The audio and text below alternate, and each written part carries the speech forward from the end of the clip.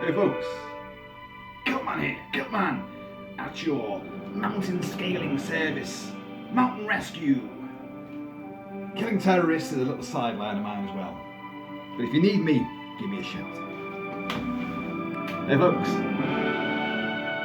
I've been working away at my little office, just there, on the laptop. And I was playing the music as I do, to while away the time when I'm clicking away on that silly little keyboard. And I was playing Cliffhanger, Trevor Jones' awesome, resplendent, mighty, indomitable, muscle-packed action music for Stallone's 1993 return to favour after, two Clagfests, Oscar and Stop Or My Mum Will Shoot comedies which completely missed the mark. And the weird thing is, Stallone actually is very, very funny. I find him really, really laugh out loud funny. For the right reasons, of course. And Rennie Harlan, who would do Deep Blue Sea, he would do, what else did he do? Die Hard 2, obviously.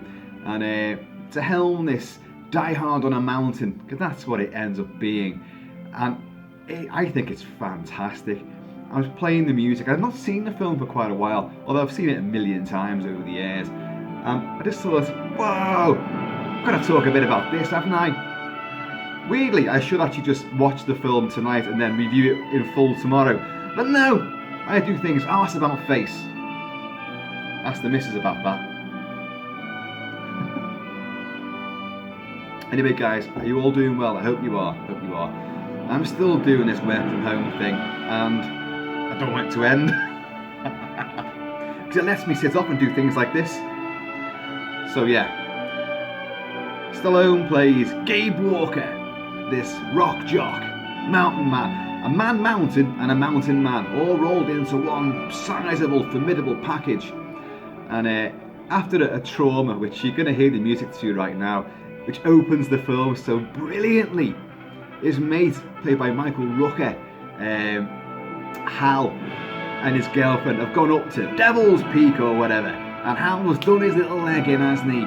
So the two of them, even though Hal is also a mountain rescue operative, and these two are superb at what they do, but he's gone and injured himself, so they need Gabe. How embarrassing. Gabe's going to get up there and rescue them. And in one of the most exciting, dizzying prologues ever, oh Christ, my stomach's just flipped even thinking about it. Gabe attaches this line across, and they've got to try and winch them over, and of course Sarah, she comes across, gets about halfway, and all of a sudden all the pittons and all the paraphernalia, the mountain knickknacks start giving way, and she's like, ugh! And her little teddy falls in slow motion, dramatically, whoa, down this epic chasm, which you're told this is the Colorado Rockies. In actual fact, it's the Italian Dolomites, which have a certain look to them, which does look different from the Rockies. Not all mountains are the same, and it has a very scenic, bizarre, almost alien landscape vista, which is just entrancing and terrifying. So Gabe, look, it's not going to hold it. He's going to have to shinny out there across this line. And Hal's going, no, it won't hold too. No, Gabe, no. And it gives way, and he grabs hold of her hand. You know what's coming. You're not going to die. Cheers. The hand gives way. Oh my God. And she does, and he'd had Die Hard, he'd had Hans Gruber doing his fall down the outside of the Nakatomi Plaza in slow motion in one take. He falls a certain distance, tries to shoot. You'd had Ronnie Cox getting shot out the window in old Detroit in RoboCop, but they fucked that up because he had these massive big puppet arms, whoa, which made them look like fucking E.T., Christ, crazy long arms. And but when she falls, and she falls a hell of a long way, and the shot stays with her, just watching her face, her agonised face, as she does this horrible slow motion descent into absolute craggy rock oblivion. And you're like, oh God. And Stallone and Michael Rooker sell this sequence so well. Stallone especially, he's upside down, hanging there, and she's fallen out of his grip, and he just goes, oh God, oh. And you can see, it really anguishing. And that music's about to play here. Setting cables, it's called, this bit. Then you're going to have the awesome Sarah Falls. But so obviously Gabe takes himself off because he can't deal with all this, misses the funeral and all that. And but he comes back just in time for when a plane load of terrorists crashed in the mountains with all their $100 million in uncirculated bills taken from the US Treasury with the aid of an inside man. And it's all strewn across all the mountaintops. All these different cases are all over the show. Like, you know, Eric Quaylen, his criminal mastermind, played awesomely by, what's his name? What's his bloody name? Why do I always get people's names wrong? John Lithgow, or Lithgow, as you say in America. But he's adopting a very refined British accent in this. I can't believe I forgot his name. Very refined, and you can't imagine. He's a ruthless bastard, and he's employed all these badass mercenaries who are all armed to the teeth with high-tech gadgetry and massive firepower. Forget, Arnie's team in Predator. These guys are armed to the fucking teeth. Explosives, machine guns, knives, all sorts, and they really mean business. Now, if he'd planned this so damn well, for what is, he'd had a spectacular opening with the cliff top fall, and now you get a mid-air transfer of money and people travelling down a zip wire from one plane to another, and it's incredibly well done. It's beautiful to look at. The stunts are amazing, and but it all goes tits up because one guy on the Treasury plane still manages to survive a bit, and they sabotages their plan to get away with all the money. So the money gets scattered everywhere. Their plane crashes. The other plane blows up.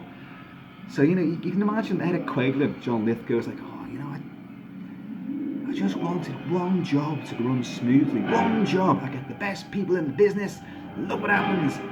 You didn't check that body. He was still alive. And now look, we've got to go scouring the mountaintops. And I'm barely dressed for it.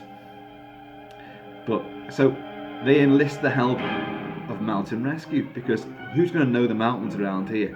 Well, we'll get these two guys. So as I say, Gabe Stallone has returned back to the fold. Not really to come back, but he comes back just in time to help with this when they get the call.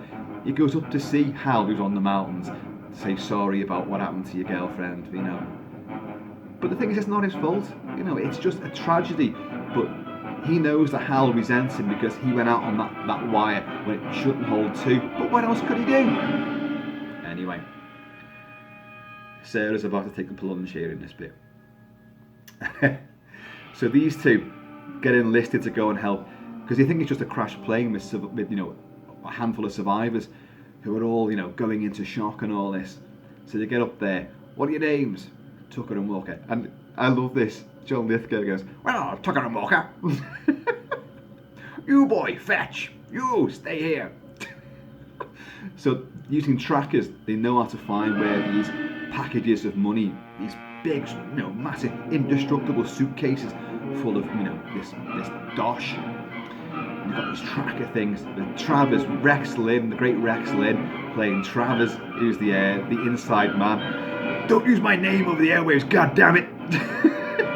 Because obviously the Treasury are now thinking, where's our plane gone? In the mountains, disappeared. Uh-oh, Eric Quaylen.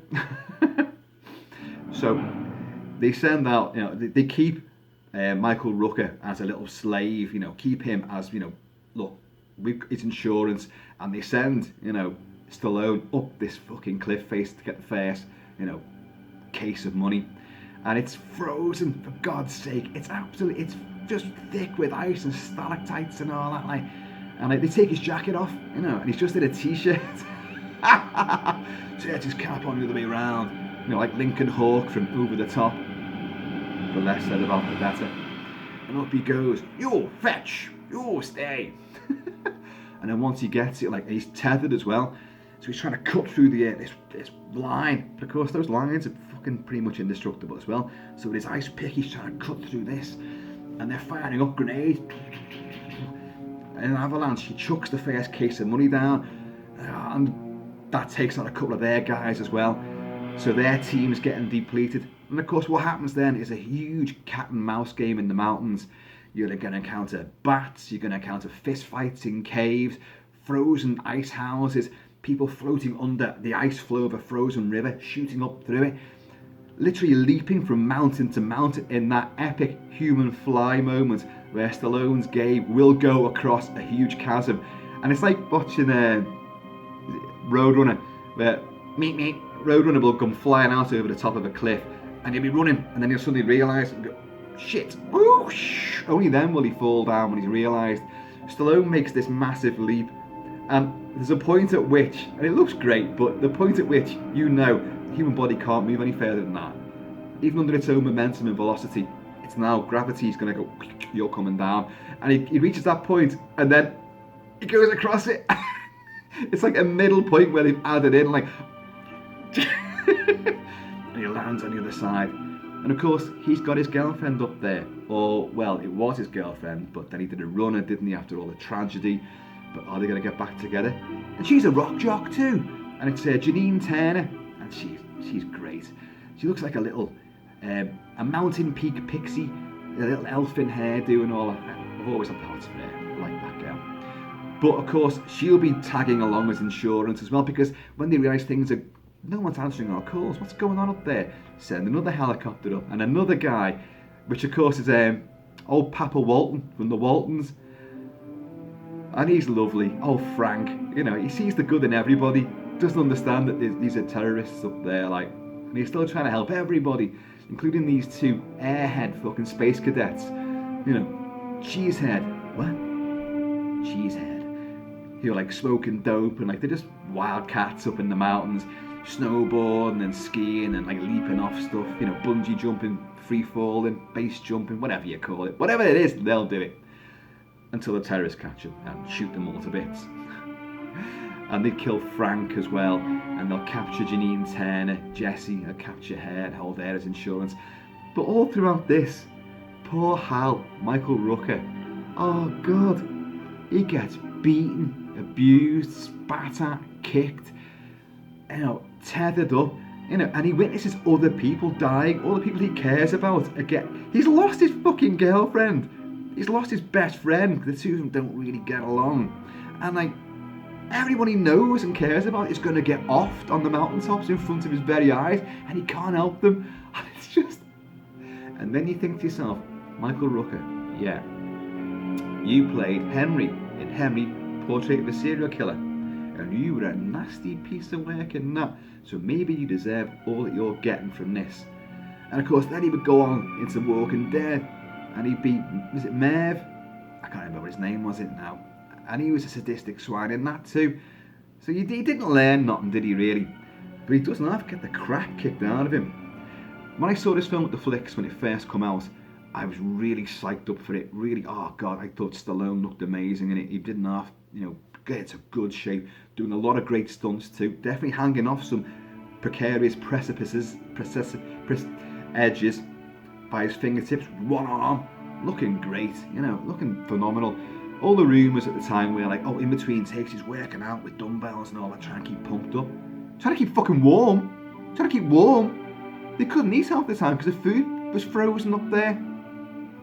Anyway, who doesn't work out before appearing on camera?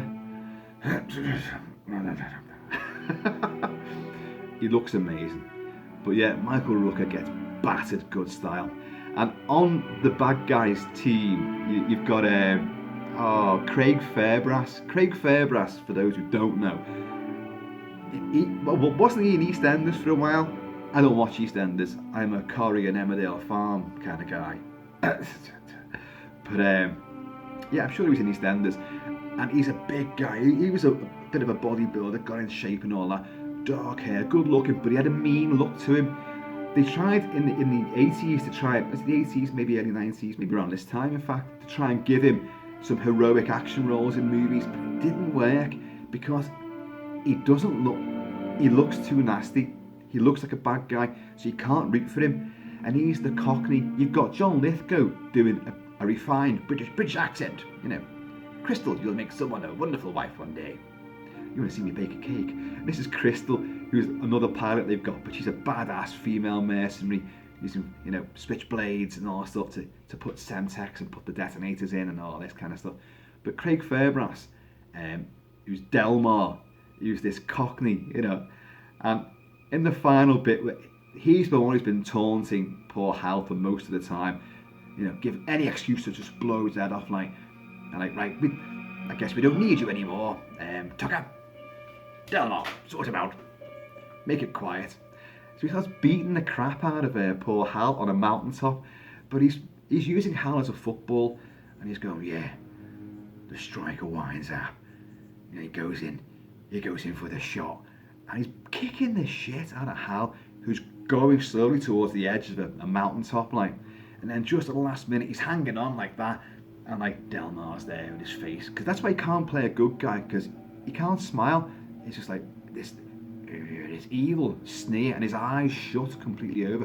One little onyx sort of slit of this ebony sort of eye, of pure malignance. And Hal's hanging there, and he's crushing his fingers with him and all that. Like, but then Hal manages to punch him in the balls with the other fist, grab his gun, and as he falls over, blow him away.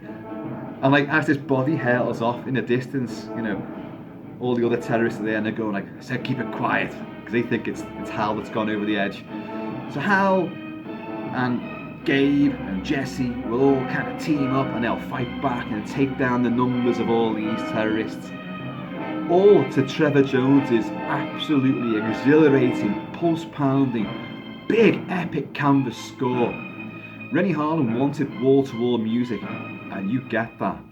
When I saw this movie, as I said before, and I was psyched up for it, totally pumped up for it, I was disappointed. Because in the UK cinemas when it first came out, it was cut to ribbons. Loads of violence was cut out, loads of swearing was cut out. And the overall effect was, it diluted what is a genuinely hard-edged, very brutal and bloodthirsty, nasty thriller.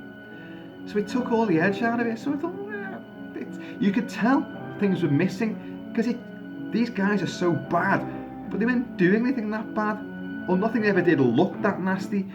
So you're like, what the hell? But when it finally got released uncut on home video, oh man, it cemented itself at the top of my pantheon of pure Stallone greatness. It is, and not many people really talk about Cliffhanger, but it's so well worth it. It's so exciting. It looks majestic. They don't have to use those peaks, and the stunts are tremendous. And you've got what was the other bit? Oh, the piss taken, with the bad guys who are all pure cartoonish, and they've gone down the road of trying to give them all separate identities. They're not just goons, disposable goons. They've all got a line or several. They've all got a character established, and which is based purely on the whole Die Hard ethos, where John McTiernan gave all the bad guys, Hans Gruber's team, all had individual personalities, and you recognised them, and you had a brush stroke of charisma as well, despite being twats. And although you don't really like any of the guys on this team, they all are personalities. And you got Leon. Now, Leon, just one name, Leon. Leon as... Oh, I forgot the guy. I forgot his name in it. Like, in fact, does he play someone called Leon as well? Let's have a look. Kinnett. He plays a guy called Kinnett. This badass black mercenary, a bladesmith and all that. And like, while Stallone as Gabe is using all the mountains and the back caves, all the tunnels to try and outwit these bad guys who are on top and get to these cases of money first, and he comes up through this chasm, a back cave, hacks through the covering of snow and ice, and Kinnett's up there, and he's like, what the fuck is this, like? Oh, hold on, here's where I kill me a mountain boy. And cue a great big fight as the two of them cascade down into this ice cavern with all these wicked, stalactites and stalagmites, which will come in very handy for Stallone. And Stallone gets the fucking shit kicked out of him as well. And Kinnett's such a badass, like he's bad-mouthing him whilst kicking the crap out of him. But Stallone, employing one of those tactics that Burgess Meredith, Mickey would always, shout to him, as Rocky in the ring, like, the body, kid, the body.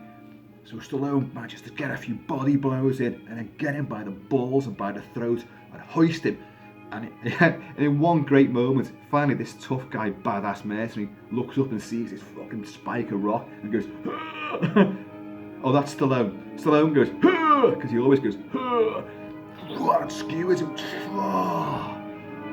They burn all the money in a cabin, him and Jesse, to try and keep warm, because they don't want the money. They put the tracker from one case, they tie it to a little jackrabbit bunny, and Travers, Rex Lynn's like, God damn it, it's over there. Hang on, they've all got Stallone's name. It's him. And it's a little bunny. God damn it! And he's built a snowman, you know, I go ha ha ha ha, which is pure like John McClane in the elevator in Nakatomi Plaza. He's killed one of the bad guys and put, now I have a machine gun, ho ho ho, and put a Santa hat on the guy's body, like. So they've got all that Die Hard, you know, all those elements are in here, and quite rightly so. The tagline, Die Hard on a Mountain, really does fit this. I mean, yeah, Die Hard on a ship, Die Hard on a bus, Die Hard on a plane. You know, you've had all that, like. But Cliffhanger really takes that and completely runs with it, and it uses those mountains as characters. It really embraces that scenery, and the fighting is hard and brutal. The action is fast and relentless, and the characters, despite they're all being foul-mouthed bastards, you know. And if they're not foul-mouthed bastards, they're tragic fallen heroes. Oh, we've seen that a million times before. But you love Stallone, and Stallone's frozen face is that bit where, like, you stay, you fetch. And like, Walker's got to go up this thing like just a t-shirt. No one would survive that. And he's punching through the ice to try and get handholds.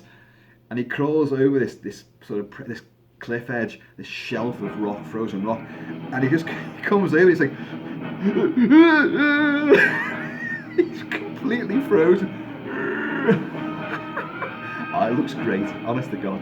I love this. In case you hadn't noticed, I absolutely adore this movie, and I can't wait to finish where we can sit and watch it properly. But, say, wall-to-wall music. Trevor Jones, there's elements of his score for Last of the Mohicans in the main theme, elements of it. There's also elements of his score which would be nicked for the guy that composed for Neil Marshall's Dog Soldiers, about British squaddies fighting werewolves up in the Highlands of Scotland. Little elements creep in there. So we're all friends here, it's allowed.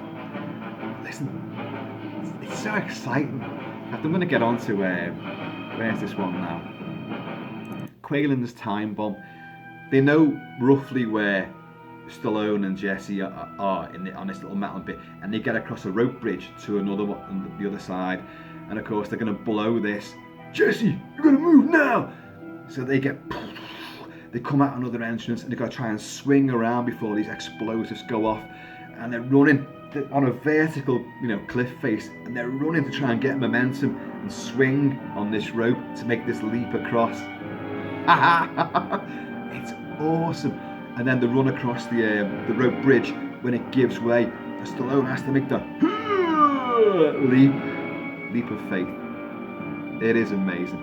And the fight at the end, well, we can't let that go unmentioned. The helicopter, Quaylen kills off Crystal, you know, because look, she's the other pilot, but he can fly a helicopter too. So kills her off, doesn't need her either.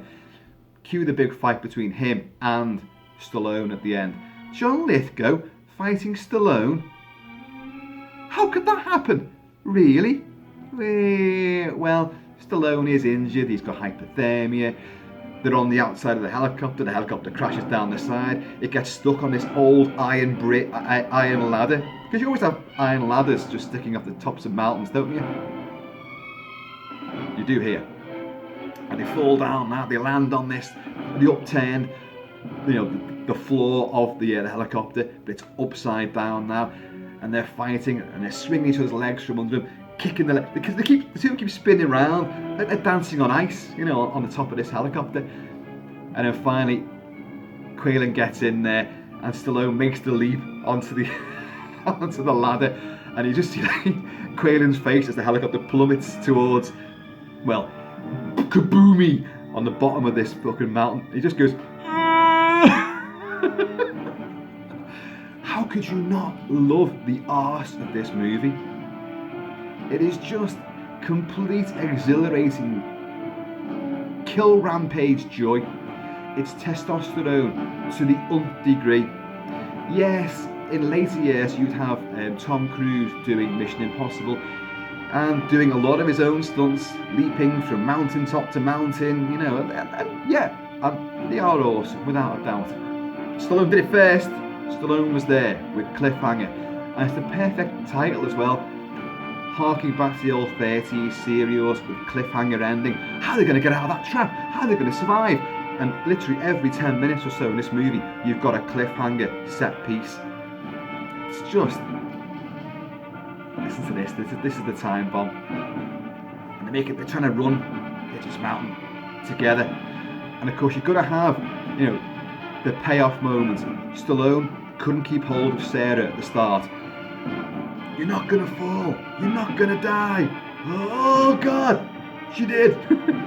He's gonna have to hold on to Jessie, the girl he loves. Keep hold of her before she plummets down. But it'll work. He'll do it this time. Cheers, y'all. Iced tea.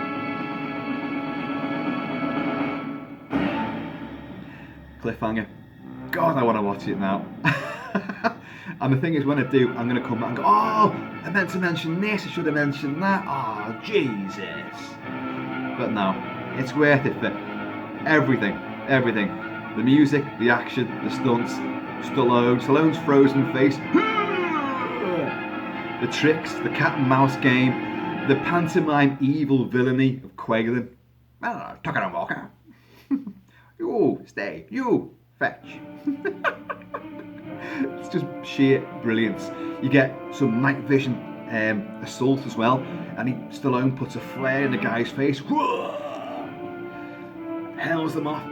Lots of people go off the edge of mountains. Oh, and of course, you're on top of the Dolomites. What are you going to do with them? But you get the big gory shootouts beneath the frozen lake as well, firing up through the frozen, you know, surface. Folks, there you go. A whistle-stop tour of the mountains.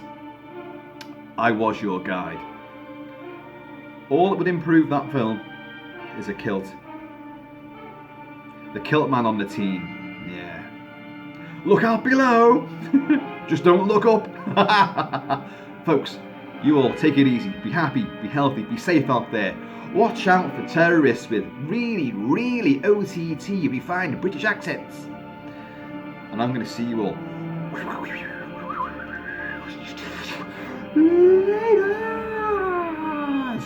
And don't trust rabbits on mountaintops either. They'll lead you a merry goose chase.